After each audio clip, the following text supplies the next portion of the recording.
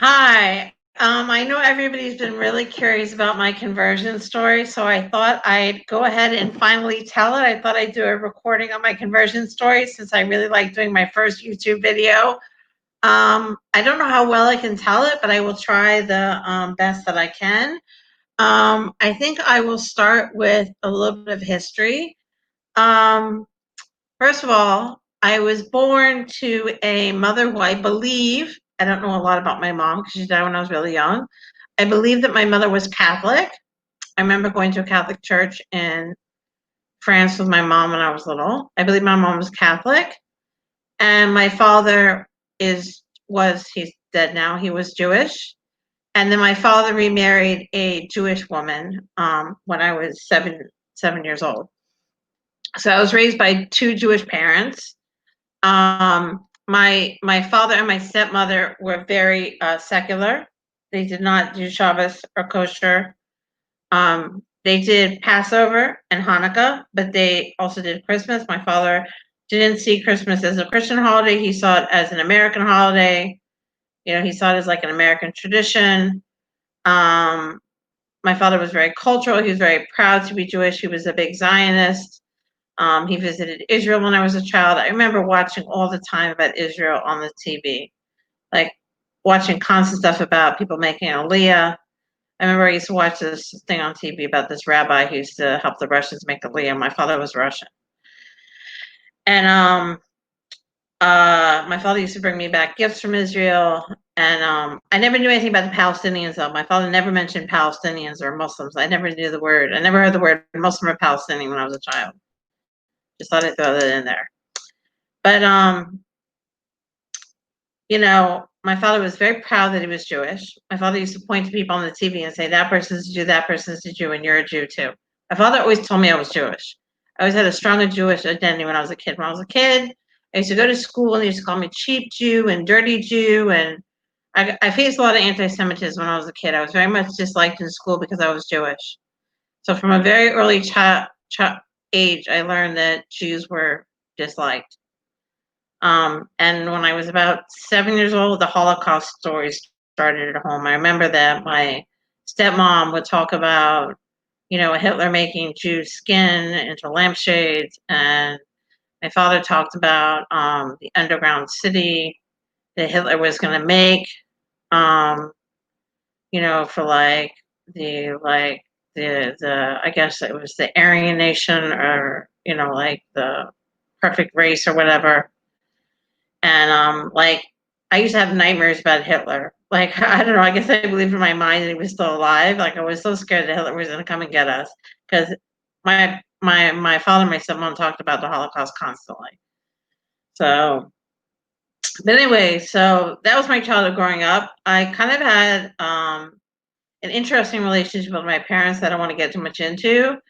But even though I had a strong Jewish identity, I kind of like rebelled a little bit. I mean, we weren't religious in any sense, but I didn't really want to take on my dad's religion. And when I left, I got introduced to other religions that I was very quick to embrace because they gave me a sense of community and love. And I didn't really find that at home. So, it was really great when they embraced me and loved me. My first introduction to religion really was the Christian community that really embraced me. Amazing community, amazing, amazing people. My best friend baptized me. Amazing community. I want to say those people were phenomenal. The love I received in the Christian community was just amazing people until I left the Christian community, and then they no longer loved me. But except my best friend, who I'm still in touch with. She's not my best friend anymore, but we're still close friends. But you know, they are just phenomenal, phenomenal people. But their religion isn't sure, but they're a great community. If you want community, Christianity is the way to go. They really, really have a sense of community. Another thing they have is a really good sense of volunteerism. I remember when I was Christian, they would volunteer. If they worked during the week, they'd volunteer on the weekend. If they worked during the day, they'd volunteer during the night. If they worked during the night, they'd volunteer during the day. We had a prayer room where they would pray, have someone praying in that room. So, like 24 hours a day, someone would be in that room praying for the world. It was amazing. They pray for everybody. That was the two things I remember about being Christian: is someone always being in that prayer room and the sense of volunteerism. So then I met, after I left, the reason I left Christianity was I met a Muslim man, and I planned to marry him. And the Muslims basically said to me, you know, doesn't make any sense that this man died on a cross and you're forgiven. It makes more sense that God rewards and punishes, and you're held accountable. So that made more sense to me. So I decided to convert to Islam. So I learned in a mosque for months, and I really, really believed that this was the truth. And I became a very, very devout Muslim. I really, really learned, just like I learned a lot about Christianity, I really, really put my heart in Islam, and I was Muslim for 13 years. I was extremely devout. At one point, I even wore a niqab. I married a Muslim man. I raised Muslim children. I lived in a very insular immigrant Muslim community. I lived a complete Muslim lifestyle. I don't have any regrets about being Muslim. I was very into it. I had a whole Islamic library. I read tons of Islamic books. I knew Sharia stuff in and out, if that's what you want to call it. I guess it's called Sharia or whatever the word is for Islamic stuff. I don't know. But I mean, I knew everything. I knew the laws in and out. I knew how to be Muslim 100%, and I did it 100%. And you know, there were ups and downs in that community, and but it was very fulfilling in its own way. And it's a beautiful religion, just like Christianity is a beautiful religion, but it's not the truth. So what happened was, I was going to college. When I left my ex-husband, I moved to Crown Heights, and I was going to college. And I had faced anti-Semitism. Even though I joined these other religions, I always had a Jewish identity. I was always a Jew that converted to Christianity. The Jews for Jesus always loved me when they came to the church. And the Christians always loved me because they're like, oh, you're one of the chosen people and you're a Christian. And the Muslims are always, a little anti-Semitic towards me, because they were like, oh, you're Jewish, you're the Mossad, and it just gave me a hard time. Some of them, not all of them, but so I was always the Jew that converted to Christianity, the Jew that converted to Islam. So, so I always had this Jewish identity. So, and also I was physically attacked once for being Jewish. I was beaten pretty badly. And then I had a guy who walked up to me like a Connecticut muffin and told me I killed Christ. I had a couple really bad, like, anti-Semitic incidences, like, over the years. So, I was in Crown Heights, and I was living in Crown Heights. I moved there when I was Muslim, which was kind of weird because, like, I had no idea what Hasidim were, and I was like, who are these weird-looking people? They were just weird-looking to me at that point. And they gave me a lot of Islamophobia. Like, they really harassed me. They used to scream at me. The Muslims were, like, scared for my safety, but I was like, oh, Jews, their bark is worse than their bite. They're not going to hurt me, and they just basically, like, harassed me and took pictures of me and just, like, screamed a lot of stuff about Muhammad at me. But they basically left me alone. A couple of them proselytized to me when they found out, like, that my father was Jewish, and some of them thought my mother was Jewish, and they, like, tried to proselytize Judaism to me. But anyway, so I'm at college, and there was this group that was being anti-Semitic. It was a Palestinian group, which I'm fine if you want to criticize Israel, but when you start doing anti-Semitism, which a lot of times the two go hand in hand, that's when I draw the line. And they were really being, like, inappropriate. Like, they were, like, not only being anti-Israel, but they were, like, harassing Jewish students and, like, threatening them and, like, just being really nasty, and just, it was just crossing the line. So I started a petition against them, and it got a lot of signatures. It got a lot of press. It actually helped start an investigation against this group led by Zio, which, just for the record, I'm against Zio's current behavior. They're extremely offensive. But the people I dealt with at Zio were normal and nice and not extreme. I think 0 over the years has like really gone downhill, but at the time they weren't so bad. So anyways, so I started this petition. All of a sudden, Jewish people started coming out of the woodwork and started wanting to be friends with me. And also, I joined the Hallel, and they were like kind of proselytizing to me as well. And all of a sudden, it was like, oh, there's something called Shabbos, and there's something called kosher. And for the last 20 years, I was, first of all, in the Bible Belt. I wasn't around any Jews. And then I was Muslim, so I wasn't around Jews. So I didn't have any exposure to Judaism. It's amazing. I hear about these people in Africa, like finding about Judaism on Kabbalah.org and like teaching themselves Judaism. I'm not randomly Googling Judaism and Shabbat if I'm not Jewish. Like, that's the thing. That's just not, I don't know why people do it. Like, I don't get that. Like, that never happened to me. And I had a Jewish father. Like, I just never like randomly Googled this stuff and tried to teach myself Judaism. I don't understand people in Africa are doing that. Like, it's just beyond me, because in all my years, I never ever like stumbled upon a sukkah or stumbled upon like Judaism on the internet. But I wasn't really on the internet either, for that matter. But I'm just saying, this never ever happened to me. I just wasn't exposed. So anyway, so then through these Jewish friends and through the Hallel, I ended up like learning, and also through being in Chabad Crown Heights, like you're literally surrounded by Judaism. I ended up learning, like, wow, this is like really a beautiful thing, and wow, there actually is like something to this religion. Then I was like, you know what? Christianity was not true, and you know what? Maybe Islam is kind of like not true.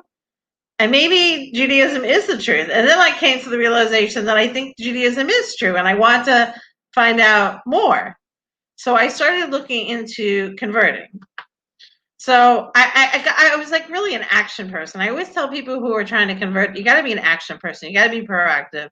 Because if you're not proactive, you're going to it's going to take you 10, 20 years to convert. Like, not 20 years, but you know what I mean? It's going to take you a long time.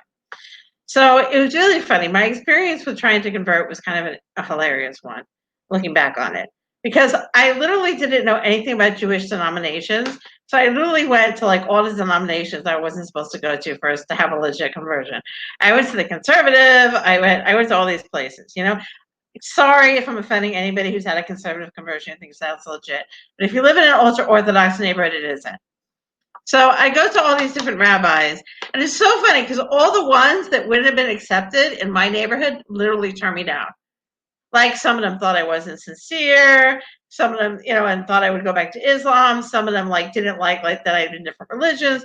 All these different reasons. And then some of them were like just too expensive. The Reform movement wanted like so much money for their classes. Like, I just couldn't afford it. All this stuff. So finally, I found, Orthodox rabbis that were like reasonable. They believed in me, and I started the process. And I wanted like a timetable. Like, I wanted to know that like, here I am. I can't remember how old I was, but I think I was in my late 30s at the time. And like, I didn't want to be like, have my life on hold for like 5-10 years, because I heard these nightmare stories. I wanted to know that this was going to be over like soon. So the rabbi told me like 2 years tops, as long as I'm doing what I'm supposed to do. So like, okay, I can do that. I can put my life on hold for like 2 years. I can definitely do that. I can make that commitment to hold 2 years. So I think that the hardest part of converting for me, it wasn't practicing, because I was in a community that really, really helped me with my practice. I was in a community that could really, really learn a lot from the community. I mean, I'm not a big reader. The rabbi, I remember my sponsoring rabbi said that reading is not my strength. Practicing is. So, if I had a big reading list, I would have never completed it. So I read like the minimal amount of books. But practicing was really my strength, and being with the community and learning from the community. And I studied one-on-one, and I did take also some classes, like a lot of classes. I went to a lot of shirim.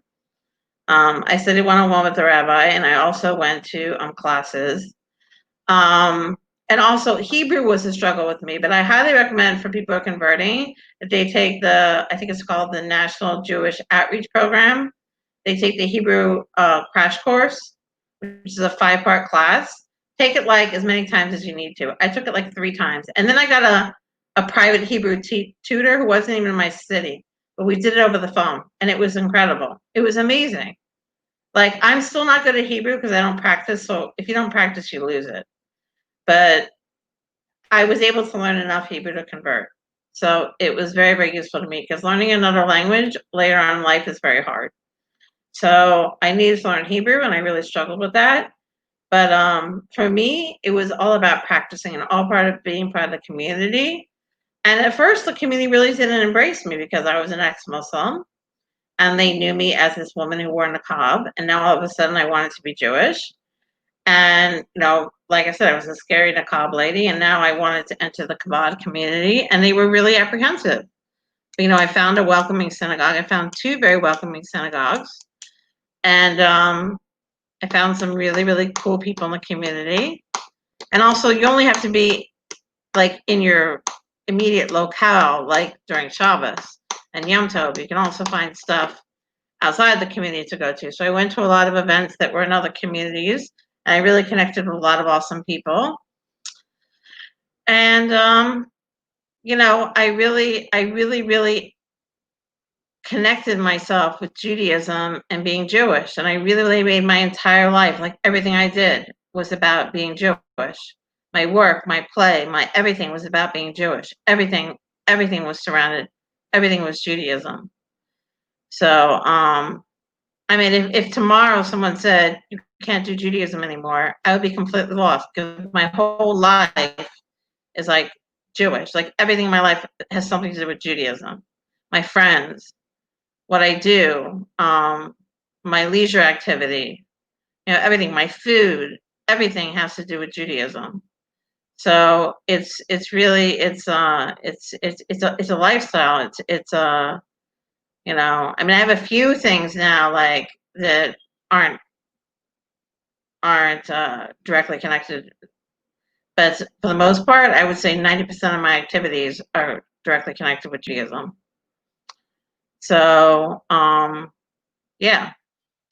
So anyway, so I did one conversion, and I remember after I did that conversion, people weren't happy because it wasn't accepted by the rabbinut. So then I did another conversion that was accepted by the rabbinut, and that was like a ger lahumra.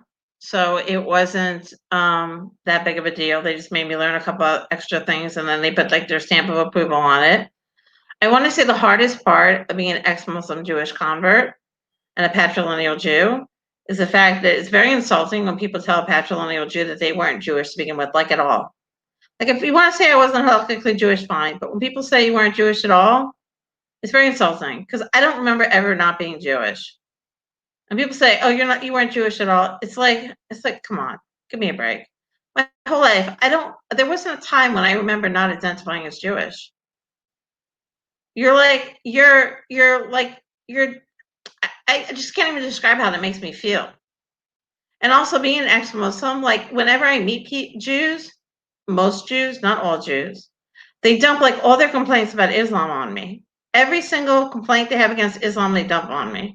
And they say ridiculous things to me, like this one woman, she asked me if my daughter thought I was an infidel because I have Muslim kids, which the rabbi said I could teach my kids Islam and they didn't have to convert because they don't live with me. They live with my ex-husband. So my kids don't live with me.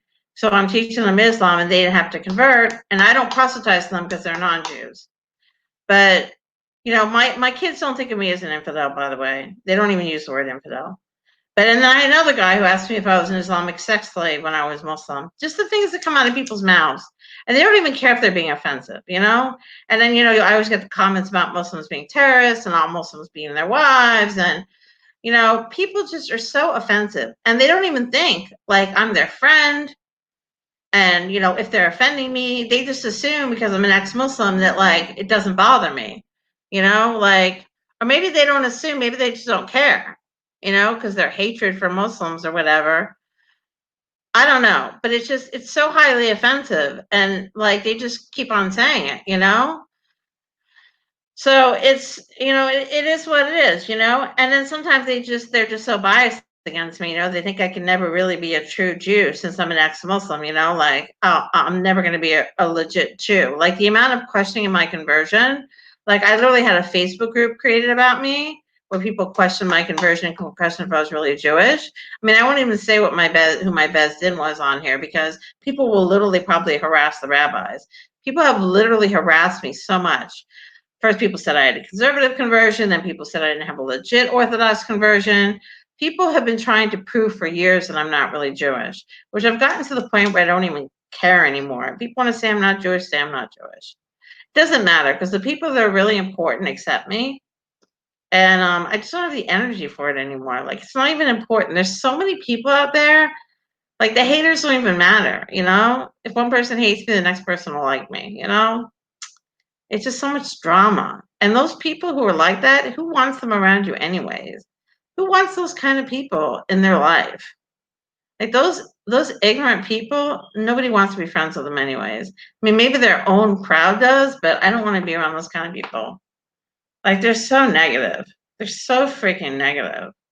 And when you see the way they treat each other, like if you have friends like that, who needs enemies, Like I remember I was once invited to this Zoom thing where people were trying to question my conversion.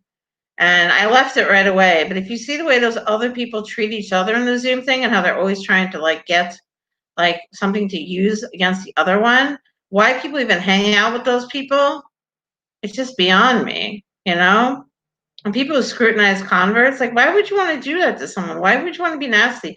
I understand if you're trying to marry someone, like you want to make sure that they're really halakhically Jewish. You want to make sure you want to be mock-me about it. I understand. I get that. You want to make sure that, like if you go to Israel, your kids are accepted, blah, blah, blah, all this stuff. I understand that. It's a whole big thing, But if you're saying America, you can be a little more lax about it because, in America, it's not going to be so much scrutiny. But you're worried if your kids ever go to Israel. I understand that. I totally get that. I understand that. I understand the concerns, But at the same time, you don't have to be ugly about it. You know what I'm saying? You don't have to be ugly about it. You can be nice about it. And the thing is, most people you meet are not people you're going to marry. So why, I always say don't ask, don't tell policy, like they used to do for gays in the military. Like, don't ask somebody's Jewish status. Don't tell somebody you're, just assume that everybody, unless you're making a minion, I don't know. I don't know why it's so important. I don't know why it's so important. Someone literally asked me in a public Zoom the other day, who's your Beis Din? Why is it so important? Like, are you married? She was a woman. Are you, you're not marrying me. It's not important. What does it matter to you? You're not making a minion. You're not marrying me. I'm never going to be part of a minion. You're not even going to have me over your house for Shabbos. You're in a different state. Not that it matters whether someone's Jewish or not to be at your house for a Shabbos meal. I mean, I don't know. It's ridiculous. It's just ludicrous. So that's what I really struggled with as a convert, And if you want me to say my favorite parts of being Jewish, I was thinking about that today, and I would say I really, really love lighting Shabbos candles. It's a really beautiful prayer. I usually use the Chabad Arts Siddur for everything, but I use the Art Scroll for lighting candles because there's a beautiful paragraph prayer in the Art Scroll for lighting candles. After the lighting candles bracha. I would also say living in Chabad Crown Heights. I now identify as a Lubavitcher, though sometimes I do the non-Orthodox minhag as well. Because doing Lubavitch 100% is kind of hard sometimes. But I try to do most of the Lubavitch things. You do the best you can. Living in Chabad Crown Heights is amazing. It's an amazing community. It's just, Chabad is very special. I love holidays. I love Jewish holidays. Jewish holidays are incredible. I love the way we honor the dead. I had a very strained relationship with my father. I forgave him for the things he did on his deathbed, but now I'm able to honor and treasure him by doing Yisker. And he never had cottage said for him because he was cremated. So now I paid for someone to say cottage on his yard site, which I think is very special. I also love the way we bury people. I've already arranged for my burial, and I've already arranged for someone to say cottage for me. These are very special things to me. These are some of my favorite things about Judaism. My favorite holiday is Simchas Torah. I love Simchas Torah in Crown Heights. Maybe I would have loved it so much somewhere else, but Simchas Torah, I mean, now since COVID's happened, it's not the same. But Simchas Torah in the past is amazing. It's just incredible. It's the most beautiful holiday in the world in Crown Heights. There's nothing like Simchas Torah here. Things I don't like about Judaism are tribal membership. That's probably my biggest gripe with Judaism. I mean, even though like I can really, really relate to being ethnically Jewish, and like I think that converts who are ethnically Jewish, who have a Jewish father, have a different relationship with the Jewish people than converts who are just some random people who came off the street. Sure, we have the same halakhic status, but I just think we have a different relationship. That's just my take on that. I know people are gonna get mad at me for saying that, but that's just my take. But I think tribal membership excuses a lot of bad behavior. I think there's Jews who are halakhically Jewish.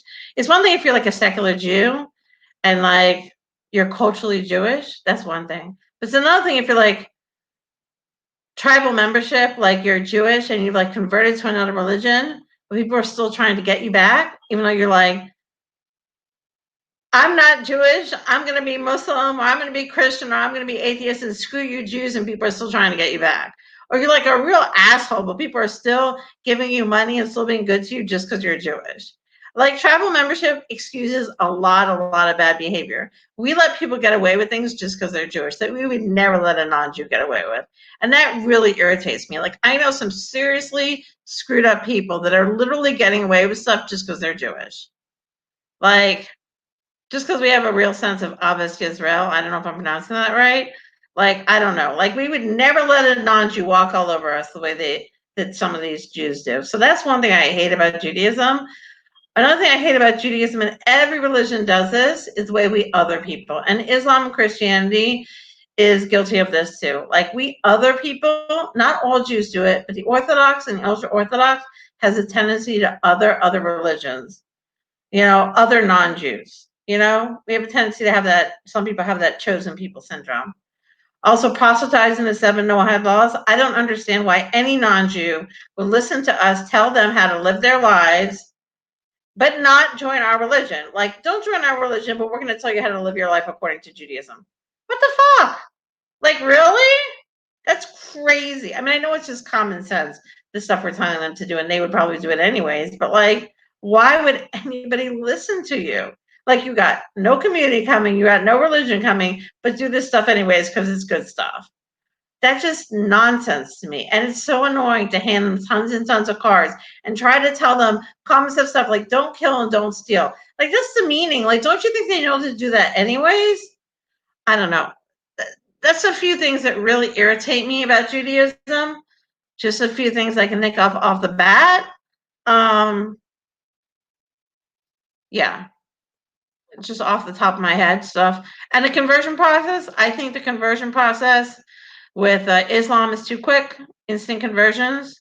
The conversion with Judaism is too long and too much scrutiny on converts. They have to be like 100% plus. I think that converts should be able to convert even if they, break a couple laws of Shabbos and maybe go to a vegetarian restaurant. I think if they have a really good level of observance and want to join the Jewish people, I think that should be fine. I don't think converts should be expected to be perfect. I think if they are perfect, that's great too. But I think the scrutiny of converts and how long conversion processes are is bad. I think it should be the way it is like Christianity. Christianity, you take a bunch of classes and then you get dunked. I think that's reasonable. I think you should learn, love the Jewish people, and that should be it. I don't think it should be extra scrutinized. Because I think some people, they really, really want to join the Jewish people, but they struggle. And also they have things that just make it impossible for them to do certain things. Like, you still got to pay your bills and you still got to live your life regardless of religion. And some people just can't give up certain things, but they really, really want to be Jewish. And it's not their fault that they aren't born Jews and that they need to convert. And they shouldn't be punished for that. And I truly believe that. So yeah, that's another thing that bothers me. So that's just a few things that I just wanted to point out there. But besides that, Judaism is amazing. It's a great religion. And even the things that bother me, I accept them as part of Judaism. Nothing is nothing we agree with 100% or we think is perfect, though you have to say your religion is perfect because that's the rule. But yeah. So I'm really, really glad that I'm halakhically Jewish. These have been the happiest days of my life. I love being Orthodox. Some people would say I'm not Orthodox because I'm not Shomer Shabbos anymore because COVID, the isolation has caused me to use the internet now and be on my phone during Shabbos because I can't be isolated for 25, 72 hours during a Yom Tov or 48 hours during a Yom Tov. It's just not reasonable for me. When COVID ends, the situation will probably change. Like my mashpia says, if I was in a cabin with a bunch of girls during Shabbos, I wouldn't be using my phone. It's just situations are that I'm all alone in my apartment and I'm stuck here and I can't go anywhere for Shabbos. So it's not like I'm Shomer Shabbos because I'm regularly Shomer Shabbos, just the situation. It's not like I'm not Shomer Shabbos because I'm regularly not Shomer Shabbos, it's just the situation. So, you know, everybody's trying the best they can. COVID is a bad situation. And I think we need to be understanding of people. And I think that that's my thoughts on that. Okay. I think I've done a long enough video. If anybody has any more questions, they can comment on this video. I will try to answer your questions. Thank you for joining. Bye.